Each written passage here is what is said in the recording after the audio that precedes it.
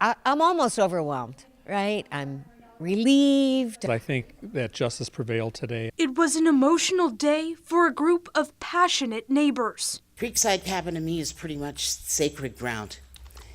And if there were a house full of sex offenders next door, it would be ruined. Bear Lake Shores neighbors argued in court Thursday to try to keep sex offender Jeffrey LeVasseur from moving in. The neighborhood has a covenant or rule against homes being used for rent or commercial use. Other than the fact that it violated the covenants, it was the worst possible way somebody could violate our covenants that I can think of. The Bear Lake Shores Neighborhood Association filed a civil suit against GWB Ventures, which owns LeVasseur's potential home on Big Cub Trail. GWB wants to lease the home to the Department of Health Services to place sex offenders there. You can't rent a place for $2,500 a month and say it's not commercial. The defense argued that the lease is a residential agreement, not a commercial one. I base it on my experience. I've seen that verbiage before in covenants, and it never pertained to